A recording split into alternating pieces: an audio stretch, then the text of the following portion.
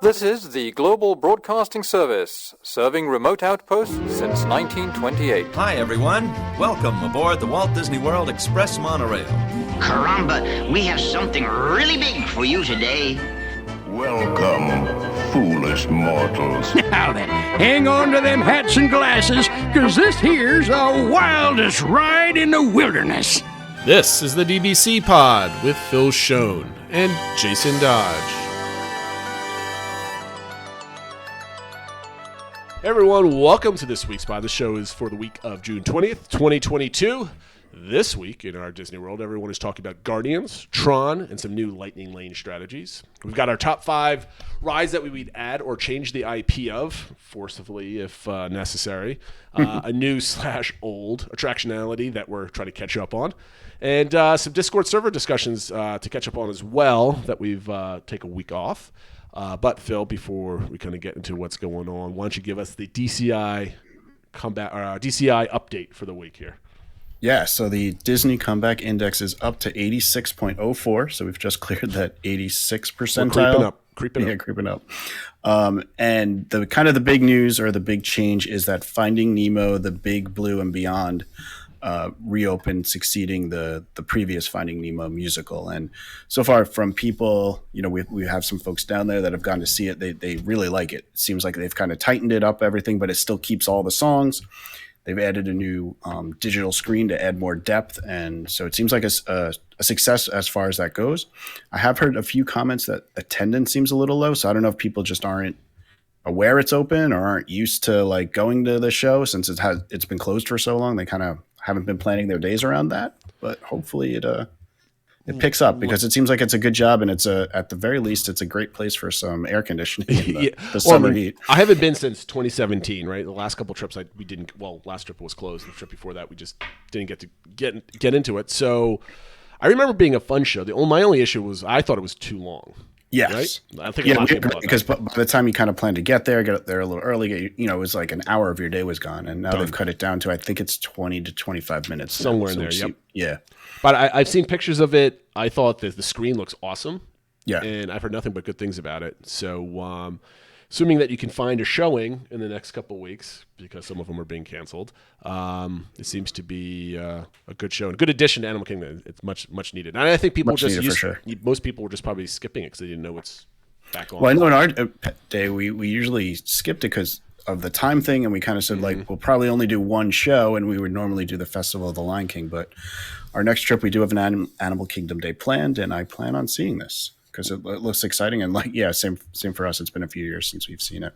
Yep. Okay, so thanks for the DCI update. And so in our Disney World, just as we mentioned at the top of the show, a lot of people are talking about different things. Namely, there's some just news around Guardians of the Galaxy. What are you hearing? What are people talking about for this ride, Phil? Yes, I've been pretty active in the thread on WDW Magic. There's one forum person on there. His name is Garar. I'm not sure if I'm saying his name, but he's been tracking the performance every day and with charts and everything, and we've been helping him tweak it and stuff, so it's been kind of fun. But the interesting thing about the virtual queues is the 7 a.m. one, which is the first one, which you don't have to be in the park for yet. You just have to have an Epcot park reservation, is going in like seconds, like 5 seconds or 7 seconds. Like 4.89 seconds, I saw. Yeah, I mean, it's going really quick. I mean, you have to be kind of right on there. But what the interesting thing is the second drop, which is at 1 p.m., is lasting much longer.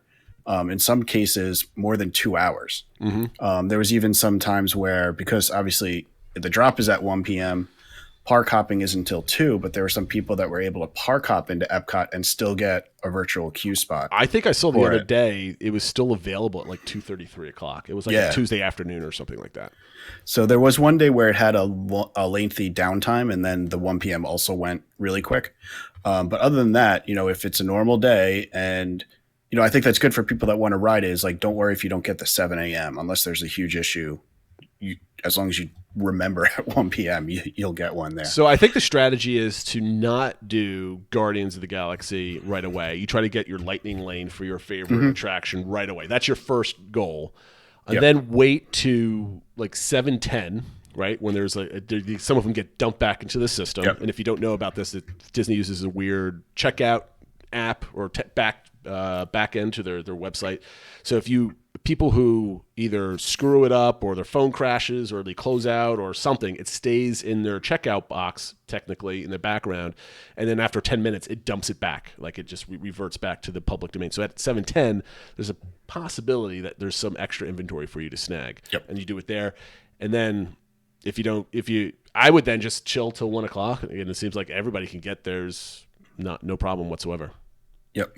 And if you are planning on doing the individual Lightning Lane, purchasing it for it, that's lasting. Some days it's lasted all the way until the park's been open. So offsite guests have been able to get it. But otherwise, you definitely don't stress about that. Definitely focus first on if you want the virtual queue spot or your Genie Plus stuff, do that first and then go get your individual Lightning Lane. Yep.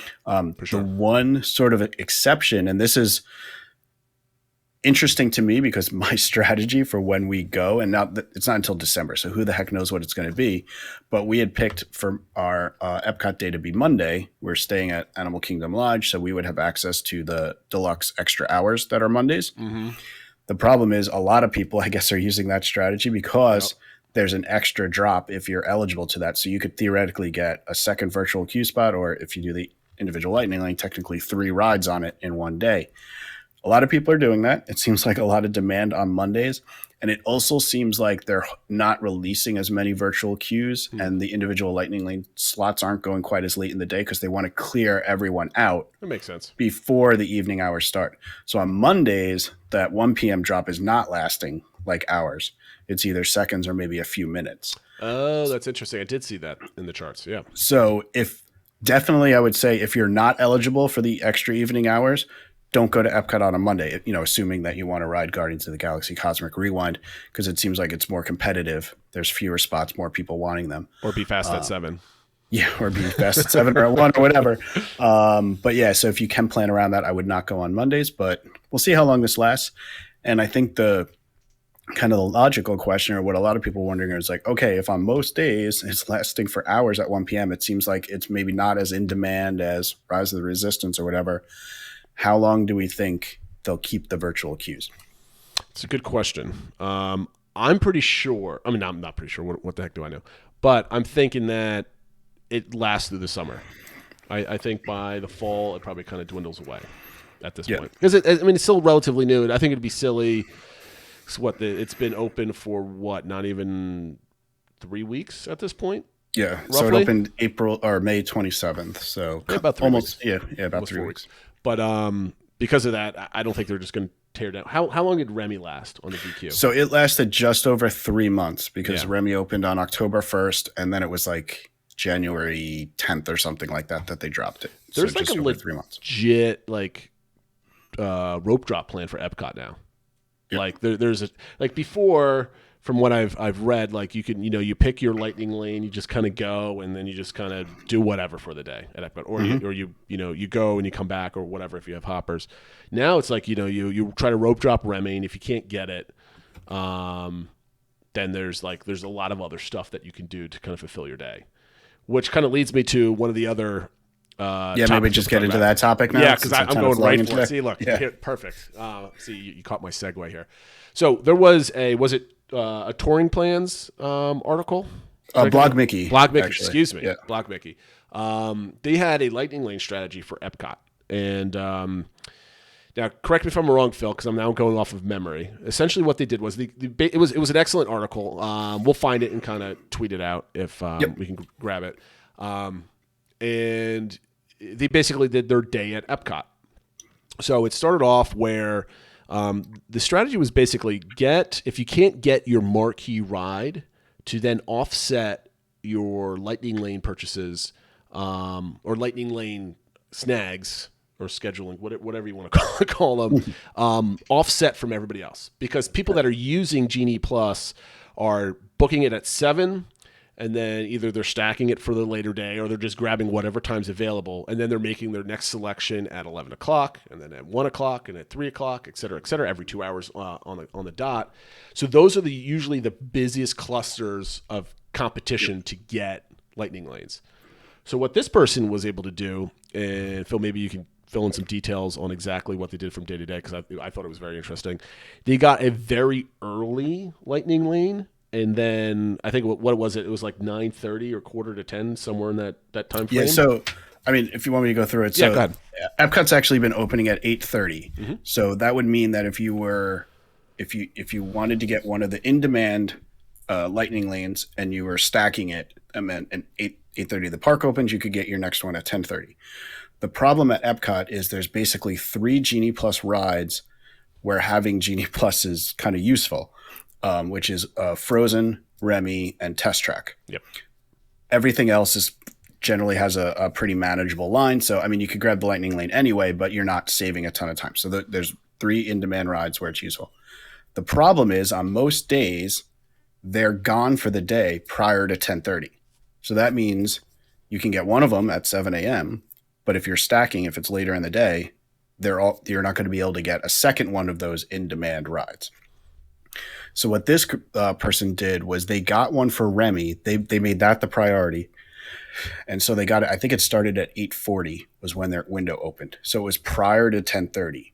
And so what they did was they went over and used that as soon as they could at 8:40. So while everyone else is kind of just doing the rope drop thing, they, went right through the lightning lane, got on that, and then went over to Frozen and rode that standby still early in the morning and still had very little wait. But because as soon as they tapped in for Remy, they were able to get a lightning lane still for Test Track because the 2-hour window hadn't expired. So all those people that were trying to get it, after 120 minutes weren't eligible yet. So they were able to get 2 of those in-demand rides, rode the third early in the morning and knocked them all out. And it really kind of prompted me, is that the way to do these things where you get off that same 120 minute every 2-hour type thing that everybody else is on? Get off the rotation. Exactly. So they were fortunate and they successfully got it for one of those in-demand rides.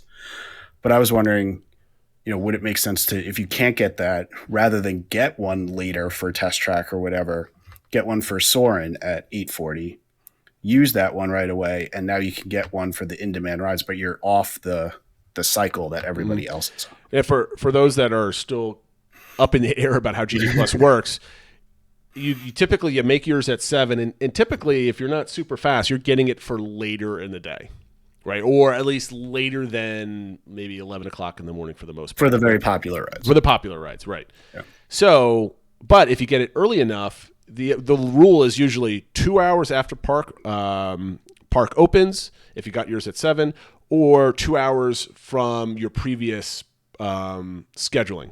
However, if you get it early enough and use it, you can immediately go again, get another one. So it's either 2 hours since your last scheduled lightning lane, or as you use it.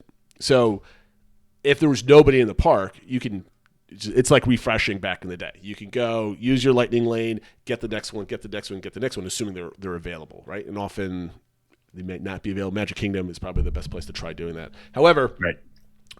Now I'm thinking, because this kind of goes against all the rope dropping strategies. Typically with fast passes, you would want to get yours about 2 hours, an hour and a half to 2 hours after park open, because you can get a solid 3 rides if you just beat it to each one of the rides, right? That's all you're doing. You could get on 3 good rides, and then you're ready for your first fast pass. In this case, you're getting hopefully you're getting one of the marquee rides, and then you're able to use it, go stand by for something else as the park is filling up, and people are going, let's like for example, at Epcot, Remy's is like the go-to standby ride at this point. Right? Yes. Yeah, by far that seems to be going really quickly. I mean, I guess it's still in people's minds, it's still new, and it previously has been one where you had to pay individually, and as of now it's set to revert to that, in August. So it's in people's mind, it's a premier attraction. So what would be the ride you would target then for earliest as possible at Magic Kingdom for this strategy? What would you do for that? So, yeah, in keeping in mind in Magic Kingdom, the only areas, if you're doing early entry, are Fantasyland and Tomorrowland. So you'd probably be rope dropping the rides there. So one of the early rides, I mean, the one that is most in demand in Magic Kingdom is Jungle Cruise. Mm-hmm. That's the one that seems to be, they seem to only be using 7 boats. It's just a slow loader. That's the one that kicks out. So if I could get one for Jungle Cruise, that would be great. But early, but assuming I couldn't get that one because it's too in demand, I probably would look at something like Big Thunder. or Splash. So would you do at Magic Kingdom then? You would do your Lightning Lane for Big Thunder. Hopefully, maybe in the. So what is Magic Kingdom's still opening at 9 o'clock? I think 9 o'clock. Yeah. So the early entry would be at 8:30. 8:30 to 9. So what time would you target Big Thunder for, or Jungle Cruise for? Yeah, I would try in that 9 o'clock hour. So because even if I get it for right at 9, I have till 10 to use it. Mm-hmm. Right. So that would be my plan, would be to ride it in that 9 o'clock hour. And as soon as I tap in, try to get another in-demand ride, whether that's so if you're doing Big Thunder, Jungle Cruise or whatever. I would rope drop and just run over to Jungle Cruise, right? Go over there. Except that's not open during early entry. I thought you said Ventureland was open. No, okay. I'm no, sorry, it's Tomorrowland and Fantasyland. That's the problem. Yeah. So what do? You beat back the masses and try to get Mine Train or Peter Pan at that point. I think because Peter Pan's wait times are going up again now. Yeah, like they were pre-COVID. Yeah. If I'm not gonna, everyone just rushes to Seven Dwarfs. It's so like, I just do Space Mountain or do I don't know. Maybe I do Peter Pan and then head over and plan on hitting up, then going into the Frontierland area after that. I mean, if you don't mind your steps, like Space Mountain would probably be the best one to do. And then you hike it over and then use your Lightning Lane, assuming that it's now 9 o'clock, which it very well could be. But you could do you might be able to do like Space Mountain and then Buzz or something else like that, and then head over, and then see what the lines are for Jungle Cruise. If you've got it, if not, you get maybe Pan. I mean, if you could get an early one for Jungle Cruise, that could work out well. Do Tomorrowland and then just cut straight across. Yep. And Jungle Cruise is right, early into Adventureland. And then I think if you can get a marquee attraction at let's say 9:15, I think that would be the sweet spot at this point. Mm-hmm. I think you're setting yourself up just to do. I wouldn't even stack at Magic Kingdom right now. I would just at Magic Kingdom. You can definitely flow or whatever the opposite of stacking is. Right. Well, let's use these terminology. So stacking is basically you're just booking lightning lanes every 2 hours for late in the day, and so all of a sudden late in the day you just have lightning lane after lightning lane after lightning lane all just lined up.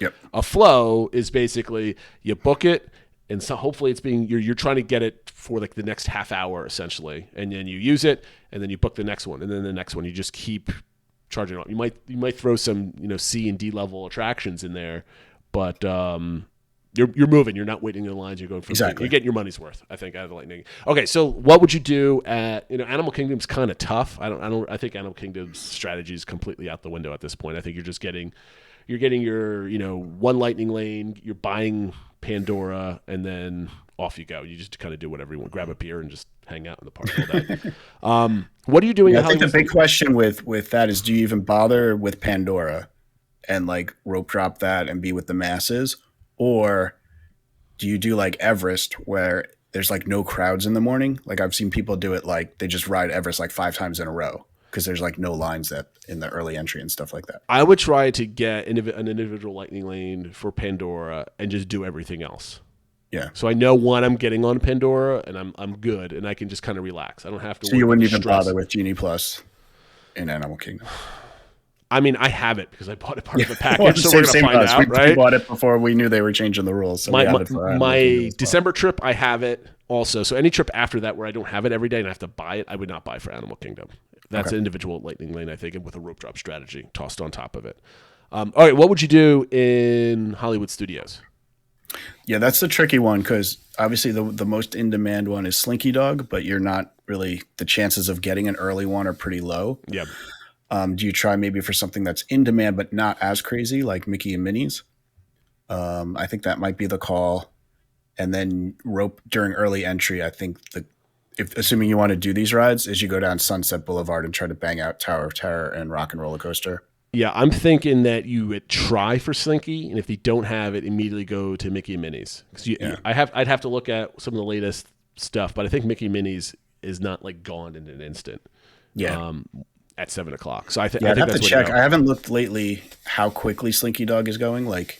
Because if it's going in 5 minutes and you have no shot of even getting it as your second one, even if you're doing it right away, I guess if you want one for Slinky, you got to do it early and maybe just have to plan on stacking. Well, I mean that's the thing. You're taking the a chance there, because once you get Slinky, and if it's like a 5 o'clock return, the strategy's gone at this point. Right, exactly. So, but if that's your only way of getting Slinky, and you don't want to be in an hour line in the sun, right, that's what you kind of got to do, right? So I'm looking at thrillldata.com right here. Whereas Mickey Minnie's Runaway Railway was still green at 7:05 and had yellow availability all the way up to about 10:30. Okay. So, I mean, granted, that's probably for later in the day. The return time, when I say yellow, that's a return time of about 1 o'clock or so. So if you want that 9 o'clock return time, you still need to crack at it you need to get there within 5 minutes. So you have 5 minutes. So you're not racing too bad like you are with Slinky Dog. So I think that's the way to go. You do Mickey Minnie's, and then you try to rope drop Slinky. You just run as fast as you can. Just deal with it, and do standby for the first part of it. Okay, these are I love talking lightning strategies because it's in my mind. So I've been because I've got my trip coming up in 3 weeks. 25 days, I think. So we'll have to figure out if you're able to execute on these plans or if it gets thrown out the window. I'm like, my plan is so crazy. Like my second day there, I'm doing all 4 parks in one day. I have no idea what I'm doing. Like I'm just going to start tapping into things. I end the day at Magic Kingdom. I might just end up stacking Magic Kingdom if I can't find anything else. So we'll see. Last but not least, what everybody else is talking about in our Disney World is a lot of Tron construction updates. Blog Mickey's doing a wonderful job showcasing all the updates every single day of concrete, basically. Yeah, but we had one big update. Should credit BioReconstruct, who has been doing all the aerial photos of that. And you can really, I mean, he's got arrows pointing to every piece of concrete wall that's new, and it's really incredible. But what's the big update in the last 2 weeks, Phil? So one of the biggest things was that, and we were seeing a lot of people were sharing photos that were going around that they saw lights on the inside of the canopy dome. Turned on, including some of the like sort of effects lights, and actually then Disney actually shared some of the footage of that, testing some of the canopy lights.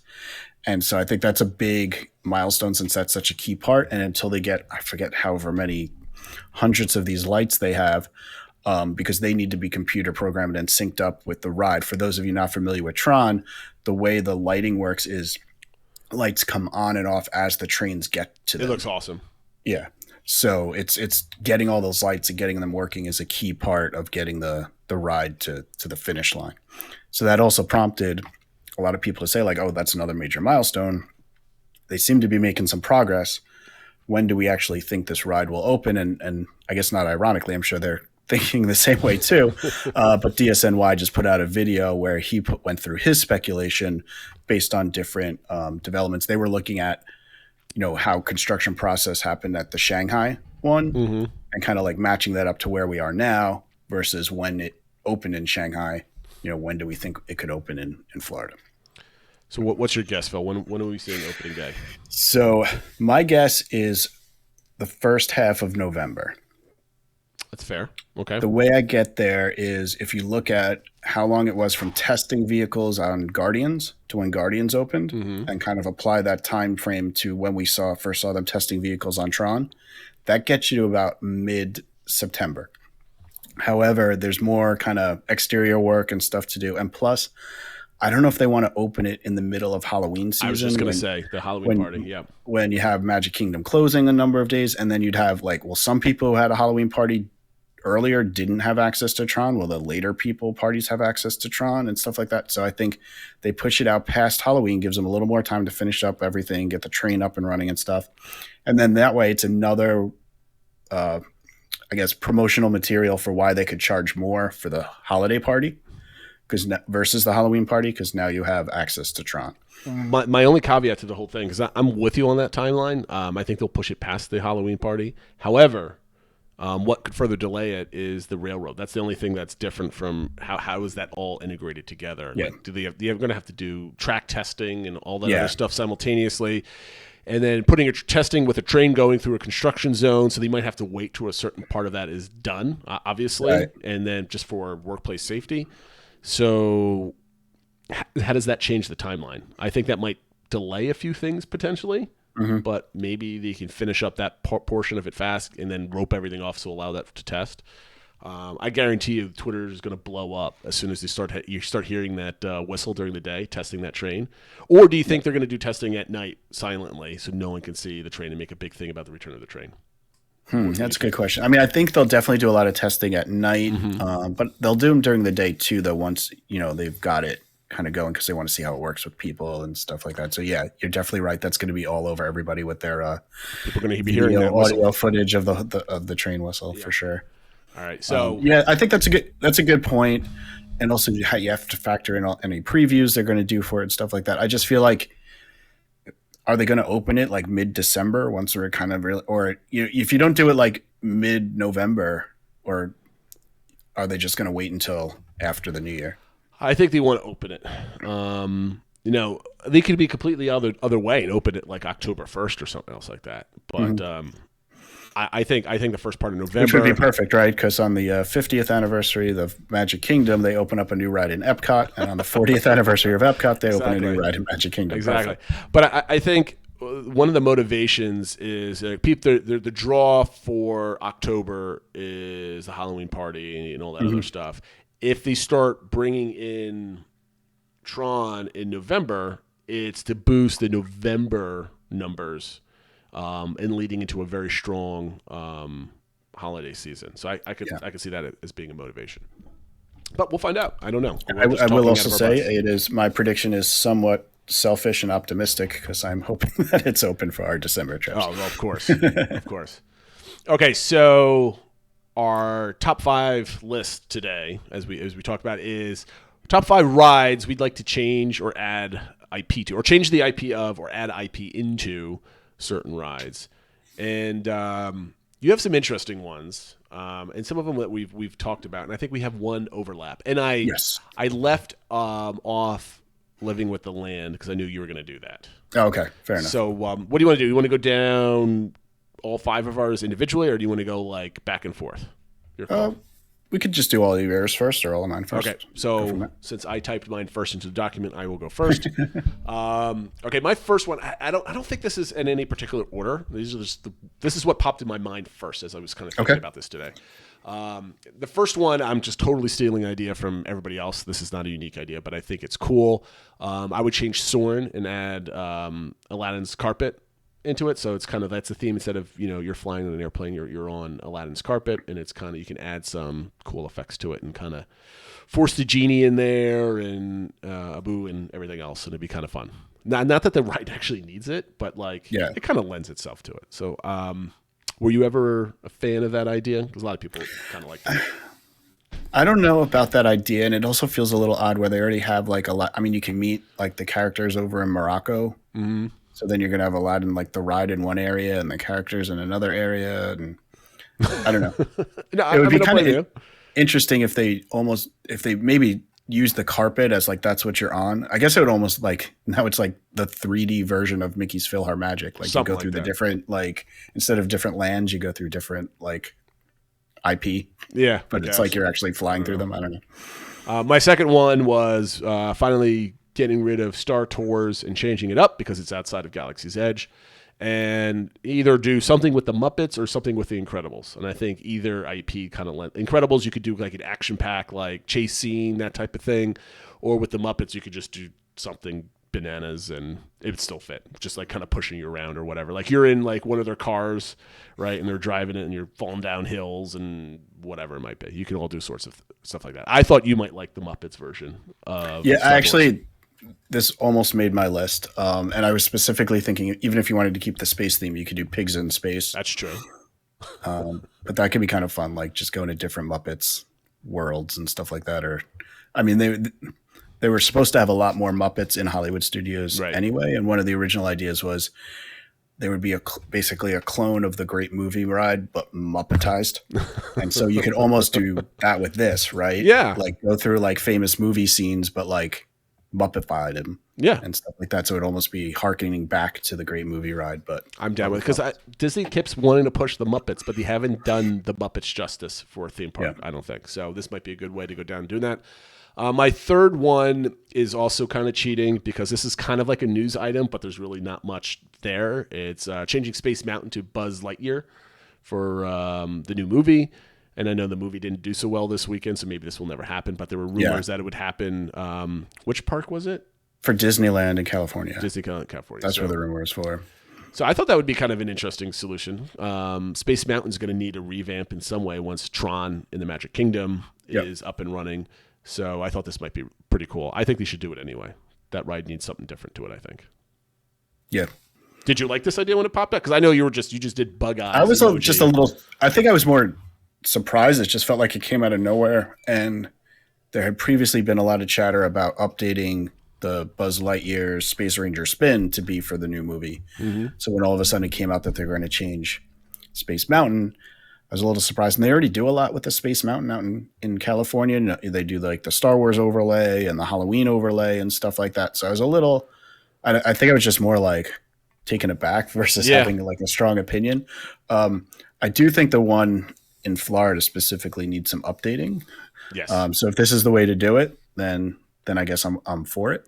Well, even Tokyo had a rumor or some concept art of them changing the shell of the building. Well, the concept art was they were going to tear down and rebuild it completely. It was going to be like $400 million project or something like that.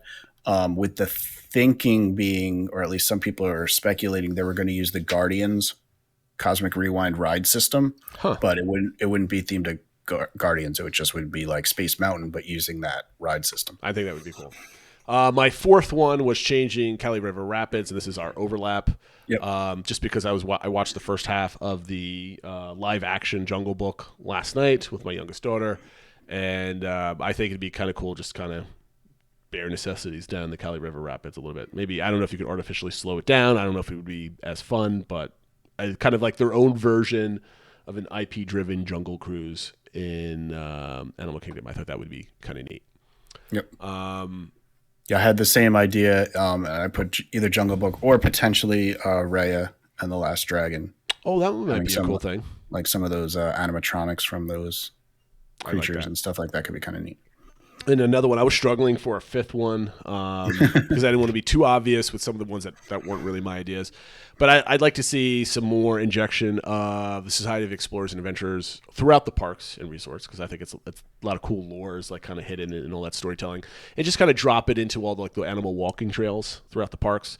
Not overtly make it like, insane, but like just Easter eggs here and there, kind of adding to it. I think that would be really cool and kind of fun to kind of. Yeah, that'd be kind of neat. I know when I was in Hong Kong at Mystic Point, which is a mini land where the main thing there is the Mystic Manor, but they have some other like little kind of walking exhibits. A lot of them are sort of like fun little, like you stand here and then somebody looks at you. It kind of looks like a 3D effect and stuff like that. So there could be little things like that are just sort of fun little extra things to do while you're doing the walking trails. No doubt. So those are my five. I'm looking at yours, and I kind of like yours better. So let's go through yours. Go ahead. So our overlap was the Cali River Rapids. One that I kind of cheated with was just because everyone's been talking about it, is to put Coco in the Grand Fiesta Tour in the Mexico. I was going to point that out. That's your cheating one. So yeah, we're even. So one I did have, and I don't know if it definitely is one I absolutely want to happen, or if it's more of like they need to start putting IP more places, is that I think adding Wall-E to Living with the Land could be a cool use of the character. It wouldn't have to be too in your face, but just like have him, like some animatronics of him and Eve around, just sort of like relating into the whole thing of like, how do you have a more sustainable society and stuff like that. It kind of fits with the theme of that, and just would be some more fun things for kids to look at. I dig it. I have, everyone always talks about what are they going to retheme Rock and Roller Coaster to, taking out Aerosmith. My idea is to retheme it to a Goofy movie featuring Powerline songs. You could basically have the same sort of plot. It's just you're trying to get to the Powerline concert instead of the Aerosmith concert.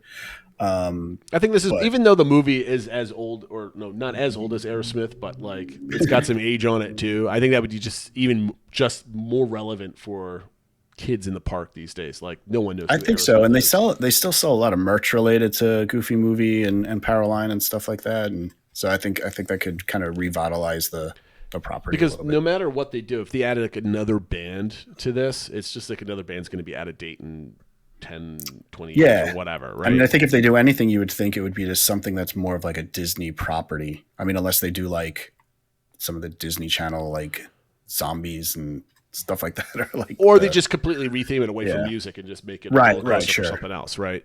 Yeah.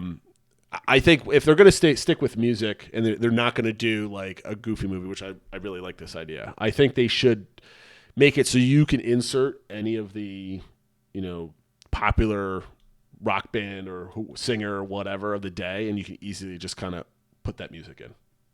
Right, and just kind of you add that little screen kind of acting bit where they got to race out and all that, and just kind of dub over with the voice. I don't think that probably is not that too much work if you want to have like a 5-year run with it or something else like that. Right. I think they should at the very least start doing something like this because Aerosmith's getting a little long in the tooth for that ride back. Yeah, they're so much older than they are in the pre-show, right? Not this part. For sure. And then my last idea is part of this is because I don't really like the dinosaur ride, or at least I think it could be better. There's a lot of like kind of scenes where you're just going through the dark and stuff like that. And the IP that I would change it out to is Shang-Chi. Get more Marvel in the park. As far as I know, they can use him. He hasn't been in the Avengers and stuff like that.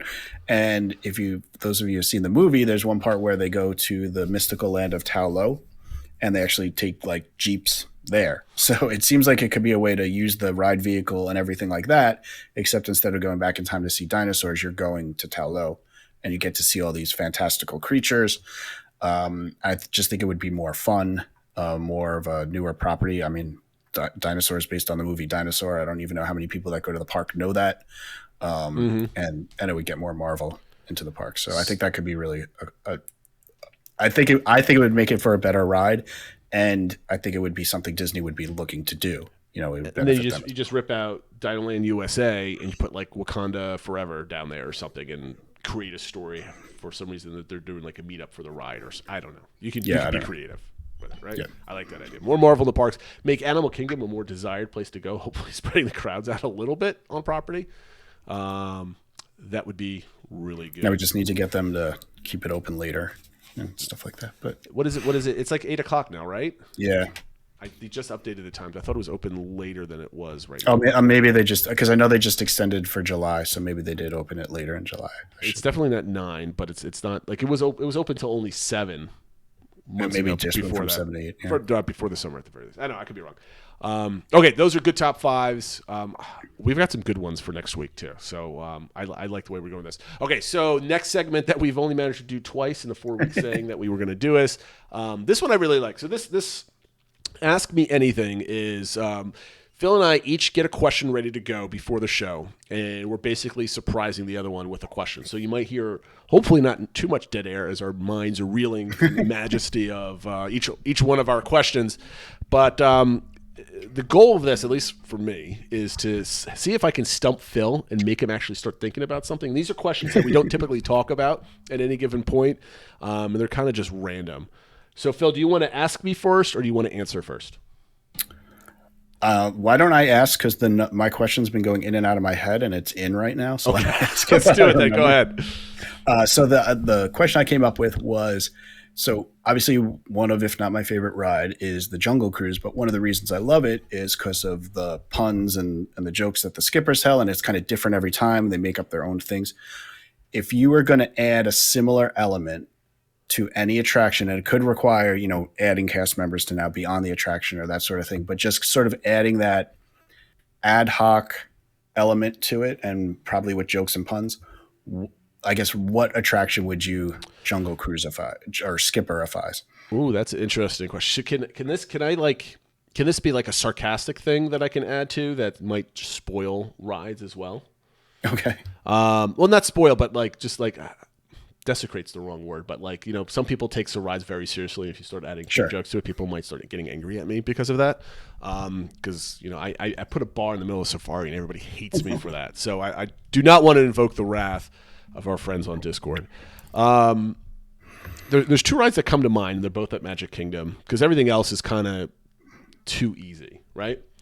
So I would probably have to pick either Haunted Mansion, but only during the day, right? Because it's still a cool, spooky ride that I don't want to ruin the effect of, but I think during the day it might be kind of fun if there's some jokes in there every once in a while.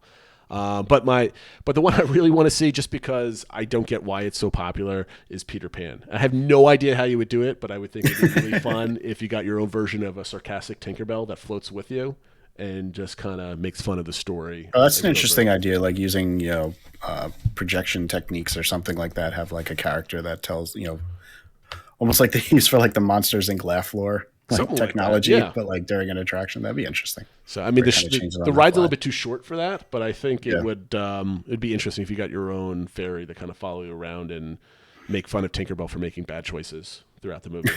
I don't know. Did you have anything in mind when you came up with this question? Not explicitly. It would only probably work for like when you're in the queue in the earlier stages, but I think it could work for Tower of Terror. Because there's like kind of cast members playing a little bit of role and adding in some puns and stuff like that. I think could be, it's kind of like a set in the past and stuff like that. That could be good. I think Pirates could be an interesting one to add it to. Yeah, I mean they've done that before. Yeah, where they added some actors and stuff during the Halloween party. But like I didn't want it to be like sarcastic. I wanted it to be serious add-on though. That's my only thing, and I think that kind of breaks the spirit of your question, right? All right, so you ready for my question, Phil? Sure. I've been saving. Ask you anything. I've been saving this for weeks.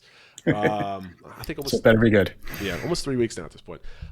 If you could swap the location of 2 Disney resorts, which ones would they be? Like still at Walt Disney World, like basically say I like this resort, but I want it in a different location or whatever. And you got to remember, like if you're replacing a deluxe with a value, you're not changing the price point. You're literally picking it up and placing and putting in place. So the one that comes to mind that I would want to move is Port Orleans, especially French Quarter. Mm-hmm. I love that resort, but it does feel a little remote, and you have to take buses to go everywhere, and that sort of thing. So if we could somehow move that to the boardwalk area, and then you could have a real like jazz club and stuff like that I think could really fit with the boardwalk. Are you bumping up? You can't bump up the quality of Riverside. It's still a moderate, right? So you can't fancify it at this point. Nope, that's fine. I think it's nice enough. Actually, the rooms are. I mean, it's got the exterior doors and stuff like that, but it still looks a lot nicer. I think than like values and stuff like that. So I just don't know what I would swap it out with. I guess one of the. I guess the boardwalk. I don't know. Just get rid of the boardwalk, plop it. I guess you need a boardwalk if you're going to have the boardwalk there. I don't know. You could do do whatever you want. You want to move the Riverside somewhere, and that's what that. Yeah, I guess the whole thing, but specifically French Quarter. I want to move that to a better location. Okay. So I want to move the Wilderness Lodge somewhere, and I've been struggling for 2 weeks trying to figure out where I would move it to, and I would probably attempt to move it to Old Key West, and I'll swap them. Okay. Because now you have Old Key West, which is kind of like a Florida kind of vacation home type of thing, which is kind of almost the opposite side of the lake from the Grand Floridian. So you can have a play on that. It'll have you could open it up and have quote unquote beachfront kind of properties, that sort of thing. There's plenty of room for it over there. Kind of it's a little more sprawling in that location, and then. Back at the Old Key West, now you have room for the Wilderness Lodge to have start planting more like forests. You could have, assuming you can develop the land. I don't know if that's part of this thing, or I'm just popping it up. But it's your question. Yeah, I mean, like to me, like if I can't have the monorail go to the Wilderness Lodge, I think you should move it somewhere where you can kind of start feeling a little bit secluded. But not as awkward to get anywhere. I know you could take the boats over to the Magic Kingdom from Wilderness Lodge, but I kind of like the idea of it being kind of in the wilderness. It'd be cool if you can drive through like a long driveway to kind of pull up to it, and you can see the lighting on whatever. Build like a fake hill that it sits on top of. I think that would be really neat. So that would be my swappy do a little bit there. Okay, so before we get to the last part of our show, thank you for those questions, Phil, or the question. Where can they find us on social media? Yeah, so a reminder of our social media accounts as always, everything is at the DBC Pod, and that is on Twitter, Instagram, Facebook, our YouTube channel, and we are on TikTok. We've got a lot. I think we're getting more views on TikTok than we do like listeners downloading. Which I think is great. I just don't. That's why I keep thinking, like, how do we leverage that? Like, how do we get those people to like listen to our podcast and stuff like that? I don't know, but they're listening to us, and our faces are on TikTok. Okay, so we've got 2 more segments. I think I want to get to Attraction Alley, Phil, because this has been sitting on our list for weeks that we've kind of been pushing it off. So some weeks before, whatever it was Walt Disney's Enchanted Tiki Room, a Polynesian paradise. Sing along to a lively menagerie of exotic birds, flowers, and tiki statues in its jubilant Disney classic. A feast for your eyes and ears. This theater in the round show invites you to sit back, relax, and experience the beauty of the South Pacific with a cast of over 225 choreographed audio animatronic performers. So, Phil, is this a must-do for you every time you go to the Magic Kingdom, at least one point in your vacation? It is, I guess I can't say must do because I don't think we necessarily plan it the same way we would do like a true must do, but it's all about a must do. We do it basically every trip we find ourselves going in there, whether it's after we grab a Dole Whip or something like that. So it is a family favorite, and we do it, pretty much every trip. We just don't necessarily schedule our days around it. Yeah, I love this attraction. This is one of my favorite attractions, and I'm trying to pull up the actual. I think somebody deleted it actually. Oh no. Anyway, Discord's playing around with me. So the first question is, how much do you like the concept of this attraction? What'd you give this?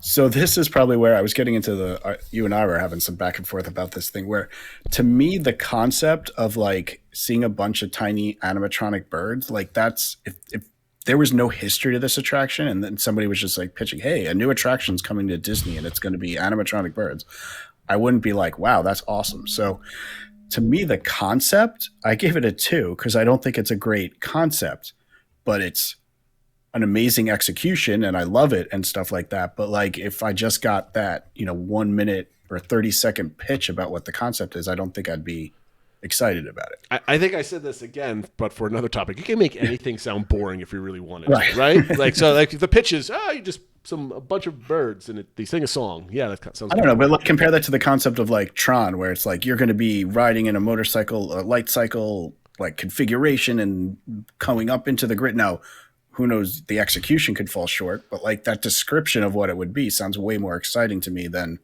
singing a bunch of birds. I mean, I just read the description from Disney. That seems like, this is a solid like B attraction or C attraction, right? I mean, we're not going crazy here, but it's what I like is of the concept. I mean, I gave this all 5s because it's my favorite. I don't think it deserves all 5s. But I mean, I give this a solid like 3.5, 4 probably, only because you're sitting down. It's a quick and easy show. The funny thing is, the first time I was on this, I thought it lasted like a good half hour, but it's really like a 10-minute show. Yeah. But I like it's shorter now. I think when it first opened, like in Disneyland in 1955, it was like 20 minutes or something like that. Yeah. But I'm talking about like in the last 10 years. Yeah. But I like the dinner show aspect of it. You sit down, you have a show, and you can kind of participate, and it's kind of funny. My kids love the music attached to it. How well do you think the Tiki Room delivers for its target audience? Yeah, so this is where I kind of like, I think it so over delivers on its concept. So I give it a 5.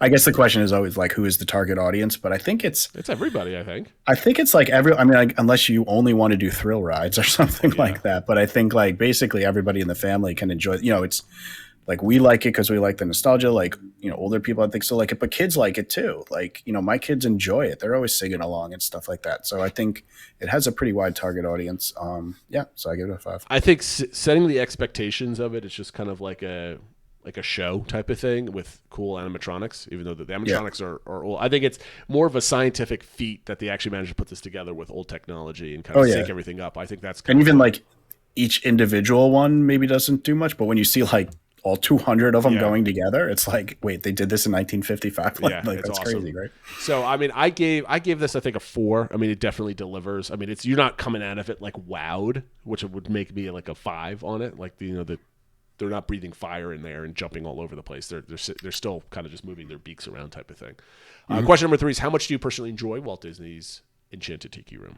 I gave this a 5, obviously. So I'll give it the way.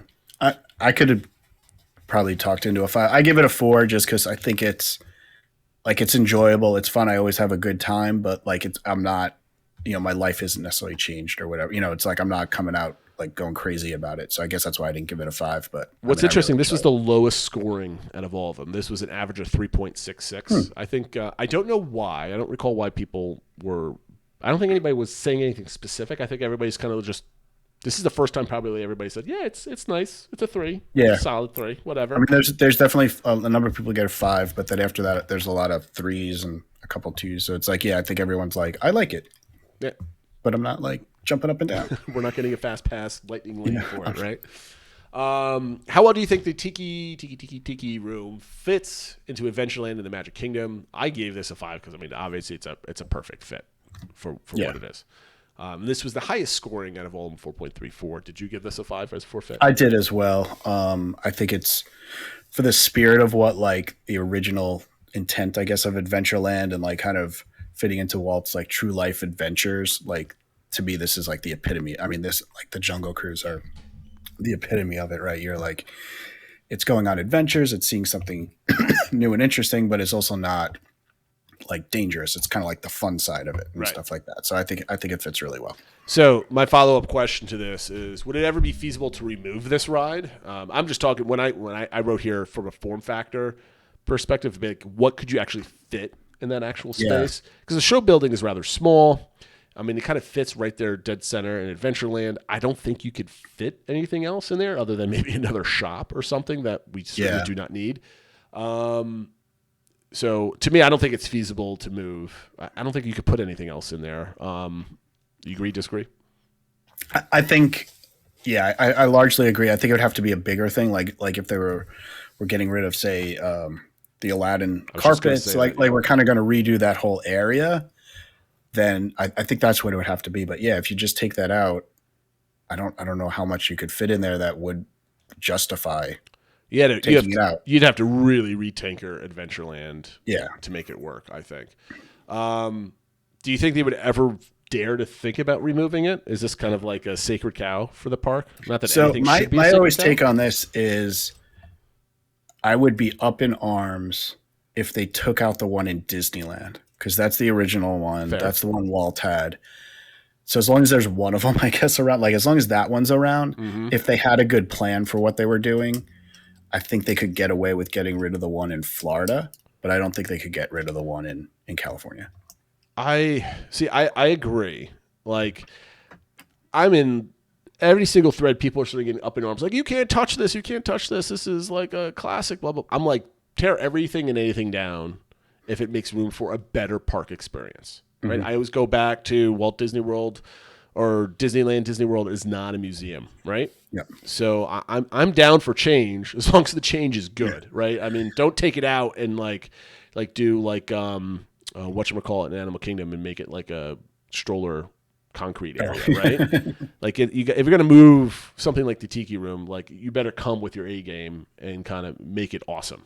And then I will quickly forget Tiki Room. I'll still listen to the music, but I've got this new awesome thing that's going to be there for the next 30 years. So I agree with that. And I think even when I'm talking about in California, I feel like that ride, that version of it, and Carousel of Progress, the one that's in Florida, those both need to exist somewhere. Mm-hmm. But even if you I guess opened up, like you say, the parks aren't museums, we'll open up a museum. Yeah. That features these classic things that Walt's hands touched and stuff Carousel like that. of Progress needs to leave Tomorrowland and be placed in Epcot somewhere.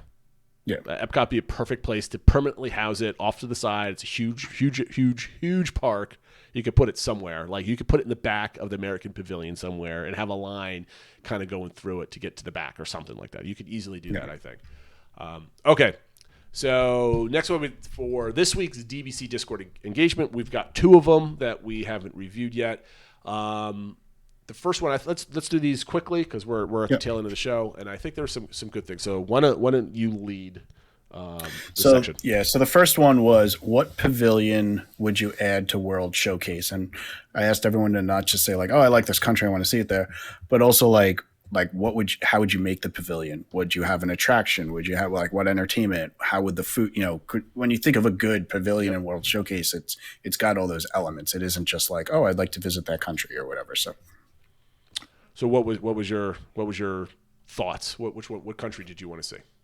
So I had different thoughts of where I'd like to see. I mean, I definitely would like to see something from South America, which is definitely a common phrasing that a lot of people had. A number of people said Brazil. I would really welcome either Argentina or Chile. I think there's some really amazing sights in those, and obviously the wine and cuisine is great there. The other thing, and actually my number one thing, is I would like to get rid of the Africa outpost and put in an actual African sub-Saharan Africa country, because I think it just feels cheap when all these like European countries have their own pavilion and then we lump all of Africa one giant continent in there. I'm not sure what would be the best country to do. I think Ethiopia could be cool. A lot of natural sites, also some architecture there, and Ethiopian food is great. And I think kids would get a kick out of it because you eat with your hands and stuff like that. So I think that could be a fun addition. So those were the two ideas that I had. I said I wanted just Thai or Vietnamese, something from that section of Asia, like Southeast Asia. Yeah, because I love the food, and I think that would be an awesome addition to the park. And that's the only thing I was thinking of. Yeah. Somebody mentioned India, and I'm like, I don't need Indian food on a 110-degree day, because I know it's 110 degrees in India, and I just don't want that at all. In personal preference, I love Indian food. Yeah, I think there, like, the other one was only like that was interesting, would be like Greece or Egypt, just from the architecture or what have you. But I mean, Greek food is great, but I don't think we need like another Mediterranean culture kind of in there. And I like the idea of somewhere in South America where you can get some of the wines, some of like the rainforest aspects of it, and maybe some of the indigenous peoples' kind of like history, like, they've got a lot of cool pyramids and stuff like that might kind of be baked into it. I mean, there's a lot there, but I think South America is probably everybody's asking for it. Everybody's been asking for that. Yeah. And I know Brazil is kind of the common one that was rumored to even be in there. It does make a lot of sense. Obviously, really good food, amazing, geography. You have some of the rainforests, and that you could do like carnival and stuff like that that's going on. So I think it's kind of like an easy fit. The other one that I think a number of people did say was Greece. I think that would be a beautiful looking pavilion. They could do a lot of those, like the white buildings with the blue roofs and stuff like that. And then you could do like the ancient Greece stuff. And obviously they have the Hercules movie, so you could do like a Hercules attraction. So that one would fit too. That would be the easiest one, I think. Yeah. I just don't know if we need another European country. No. I think a little bit more diversity would be great. Yep. All right. So what's the second one that we missed talking about? So the second one was, and this kind of came up with when it was announced that they were running Cosmic Rewind, but they're having, I guess, some issues with some of the pre-shows, which I haven't ridden the ride, but that's like a key part to the ride and kind of some of the really cool experiences of it. And so the question was, if there's a paid individual Lightning Lane attraction and it runs in, quote unquote B mode, so they're skipping pre-shows or major elements are not running, should Disney do something to that? Because I'm paying this extra fee to experience this attraction and I didn't get the full experience. And it kind of goes back to the whole, like, now that you're charging something explicitly for a specific thing, your expectations go up. And so when those expectations aren't met, should Disney do something? I think, for me, yes, definitely. Because, like, for example, if you skip like the pre-show and rides, or you just kind of rush through and what have you, that totally ruins the experience of that ride. I'm thinking like even like in Mickey and Minnie's Runaway Railway, the pre-show where you kind of go through the screen type of thing. If that was down before at the beginning of the reopen as well, and I think that they just weren't using it. Yeah, I think that just diminishes the ride. And if I had to pay full price for it, I'd be like, I didn't get everything I wanted. So I think Disney. I don't know if they're going to be refunding money, but maybe offering like a free Lightning Lane for another attraction or something else like that. I think like as people are coming out, they should like tag your Magic Band or something and say, here's a freebie for that. Yeah. So I'd be happy with a freebie Lightning Lane and not like, so like what's the value? If you're doing like $15 for rides, like well, the pre-show's worth $5. I want then you're adding like a price to like certain segments of the ride, and that might get them in trouble, I think. Yeah, no, I felt similarly, and I think it needs to be something that Disney sets, and like maybe it is that those free pre-shows are down, or on like the journey or the Navi River journey, if that the Shaman animatronics down, like that's a big part of it. But I think that's what they should do, is just proactively push to you on any time use Lightning Lane for some of the other rides in the park. But I was, the responses I thought were somewhat interesting. I think a lot of people thought similarly to us and kind of like, yeah, when you're paying for something, the expectation goes up. But a couple of people, Ryan W. basically said, your Lightning Lane wasn't for the experience. It was you're paying to skip the line. That's what you're paying for. And you still got to skip the line. So yeah, it was in B mode, but if you didn't pay and waited in line, you also got it in B mode. So that was what Lumpy was saying on Discord. And I tend to agree. I disagree with that. I mean, like some lines, right? Like, yes, just get right on the ride and go for it. But like, for example, if, like Mine Train, right? Like just get me on the ride and I want to have a good time type of thing. Yeah. Or if there was like a individual Lightning Lane for, Thunder Mountain, like, yeah, just get me on the ride. That's fine. But like Rise, like half the experience is the whole preamble to that ride. Like that you're completely ruining that experience if you skip all of that and you just get right onto the ride vehicle. Right. I'm not down with that. So I think it depends on the ride, I think. Yeah. I thought Lumpy also brought up just like, well, yeah, but the people who waited, like, yeah, they didn't spend money, but they used their time. So it's always like time versus money. Like their time isn't that as valuable than spending money. And I think that's an interesting way to look at it. But I mean, I think it just comes back to if you're charging extra, like, yeah, I'm doing that to skip the line, but I don't know. There's got to be some, fine print when you buy your ticket that all rides and attractions might not. Oh yeah, absolutely. I mean, Disney right? Legally certainly doesn't own. It just seemed like something where they would garner goodwill by being proactive, and it wouldn't have to. They could get around with refunding things, right? Versus having people showing up in the guest experience. Well, I mean, I'm just talking about people in the standby line, right? Like you're not owed anything. You got on the line, you got to experience whatever was offered at that day. I don't think you should get refunded. I mean, the only time I think, or like an extra Lightning Lane for. I mean, but if you stood on line for like, let's say the ride goes down and you were in line for long, maybe you get like a Lightning Lane or a return time or something else like that. But B mode, I don't think so. Yeah, I mean, I guess that's a good way to think about it too, though. Like if I stay in the standby line for Rise and it's just down for the rest of the day, I don't get anything for that. But if I paid for the individual Lightning Lane and it's down and like I don't get on the ride at all, you get refunded. Yeah. So obviously Disney views those things differently. I mean, as soon as you start paying for something, expectations go up. So you want value for it. Okay, so next week, I think this week's engagement is going to be something that I've been like itching for because I haven't ordered any Magic Bands for my trip. And last trip I went down for like the weekend, I didn't get a Magic Band we had because we stayed off site. We just got the cards. I've never done that before, so I was kind of confused how it all was going to work, but it worked pretty fine. But I can't wait for the Magic Band Pluses to come out. I thought they were supposed to come out at the beginning of the month. It's now the 20th of June and nothing's come out yet. So it's supposed to come out this summer. It's very well into the summer at this point. So I'm still waiting on Magic Band Plus. So this week's engagement, and we're not going to talk about it this week, obviously. We're going to talk about it next week. So hop on Discord and let us know what functionality would you like to see with the Magic Band Plus. Because all we know, you can wave at Mickey and he talks to you. I think that's the only thing we know. Oh, and Galaxy's Edge.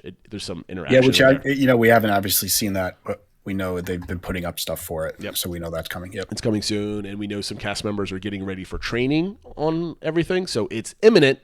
It just hasn't been announced. So think about what you would like to see. We've discussed this before, and all of my ideas are way too fancy for the $30 price point of a Magic Band Plus. So I have to dial down what my expectations. Because remember, it's only a $30 device, right? This is not a $120 smart device that you could do lots of stuff with. Right. So that's a good point. Like, what would you like to see it do? But keeping that in mind. Within reason, yes. Set your expectations properly. Like, I would like it to teleport me. Yeah, exactly. That's not going to happen. All right, so that's been this week. Do we want to? You had actually a DBC recommends, and I think it's a fairly obvious one. Maybe it's just shout out to a new show that maybe got a little bit lost just because it premiered in the middle of Obi-Wan Kenobi. But the new Marvel series on Disney Plus, Miss Marvel, we're 2 episodes in so far. The 3rd episode is coming out this Wednesday. I just think it's excellent. It's a really family-friendly show. The way they do it is really cute. They do a lot of like animations as it's almost like what she's thinking, you see visualized and stuff like that. And it's just like a really good, she's obviously in high school. It's a teen. So it's got some like teen drama type stuff going on, but they have some like real life conversations and, obviously the things she's going through. She's a Muslim and how that plays a role with her family and stuff like that. There's just a lot of really interesting things that I think are really well done, and it's just a lot of fun. Like I smile while I'm watching it, and like I said, it's nice that it's super family friendly. It's definitely something I would recommend watching as a family. So I feel like it got a little lost. I know the numbers for it aren't as good as some of the other Marvel shows. So if you haven't watched it, give it a watch. I don't think they marketed it very well. Right? I think people were expecting or are expecting maybe like a superhero thing, and then it's kind of more of like a teen show that you see on like other Disney Plus programming. That's just it just has to be Marvel and superpowers. I watched the first 5 minutes of it with my youngest daughter, and she was getting kind of bored of it because she's only 4 years old, so she's not into those shows. But I know I've been itching for my oldest two to watch it, and instead of watching it on my own, I've been waiting to get a good time to sit down and with the family and watch the whole thing. So I'm kind of saving it for that aspect. Maybe this weekend we'll kind of get around to it. All right, guys, thank you for listening. We'll be here next week, and I think we also have to fit in our Obi-Wan finale show at some point. Oh, it's gonna be fun! Can't wait. What is Phil? What is currently being discussed on the engagement that we're going to be talking about next week? Did we have one for last week? We did, yeah. So the last one was talking about, actually related to your topic of just if you could add a bar themed to any attraction. So you didn't have to replace the attraction with the bar, but just have a bar that kind of complemented it. And I think people had some interesting ideas. Yes. So we'll talk about that next week. I will not talk about the safari. Sorry, I hurt everybody's feelings. I'll come up with something else. That being said, guys, thank you for listening. Make sure you like and subscribe wherever you find us. And we'll see you next time. Have a good night, everybody. Take care.